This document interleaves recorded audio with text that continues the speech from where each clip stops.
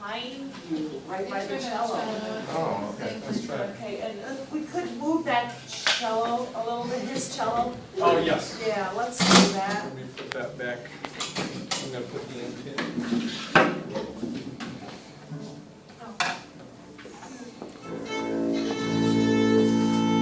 Here, guys, what about my dramatic? Yeah. Good girl.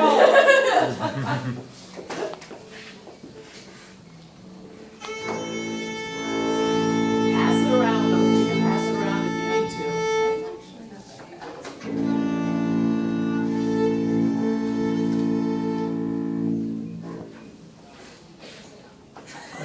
I know, but you can read it upside down too.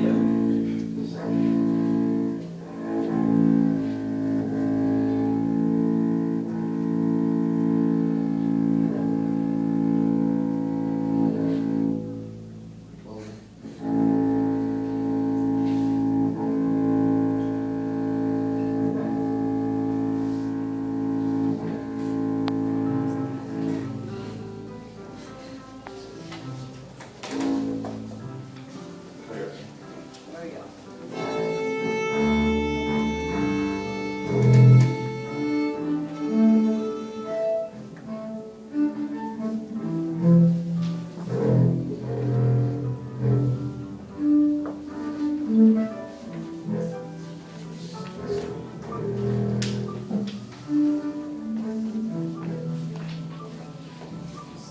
We've been flying some of these sheets, let's just see. This girl, one day, what? 6 and 8, okay. No repeats.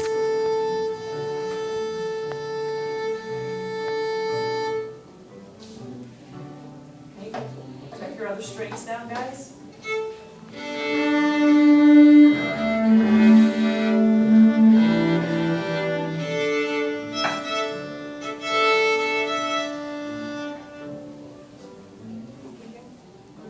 All right, this trio is from Chelsea High School, and we'll be performing the rondo, and then what's the title of our second piece?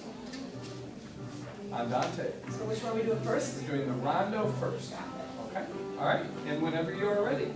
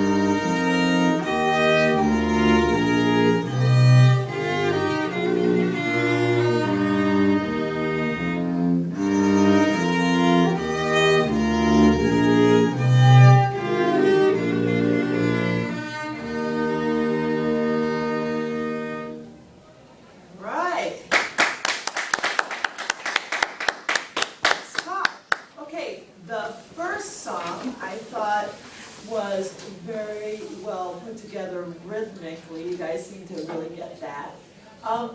Question, chromatic tutor wise, you guys working with chromatic tutors? I know your answer.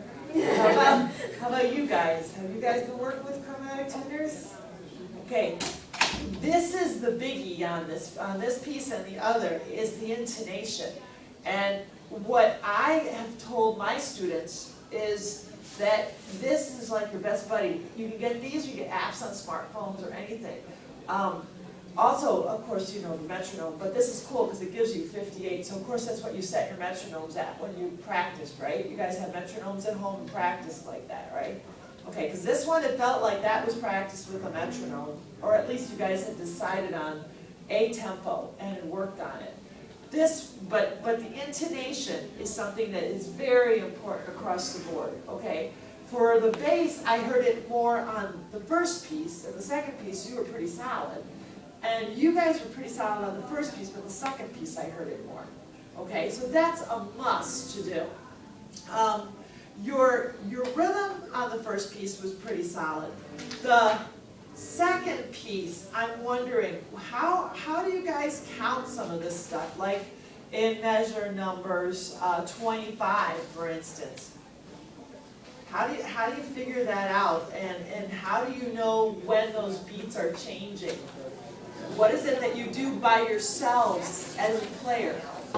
Subdivide. Yeah, you subdivide it, right. So give me an idea, if you were to practice 24 to 29, how would you do that as a group? Somebody give me an idea. Okay. Well, on my paper, I like to mark like little hash marks for every like That's a subdivided good- note. You know? That's a good way of doing it. You put the hash marks in. And then if you have parts, did you guys each have a score to work from, or just your own parts? I have both. You had both. I Okay. So when you were practicing on number 8, did you look like and say, okay guys, measure 25, we gotta play like us two together, Yeah. not the second half of the measure of 25. It's different. right, okay, so those are the things that have to be put together like a puzzle almost. And so that's where this particular piece needs a little more work. The technique is solid. I'd like to see more vibrato. It's there. You guys should use it. It's there. It's really good. So use it. And interpretation-wise, the andante has a lot of possibility for phrasing and long notes and where are they going and all that stuff. So this one you may actually be able to find as a recording and perhaps the other one too. So those are the things I would suggest for you guys, okay? Very nice job.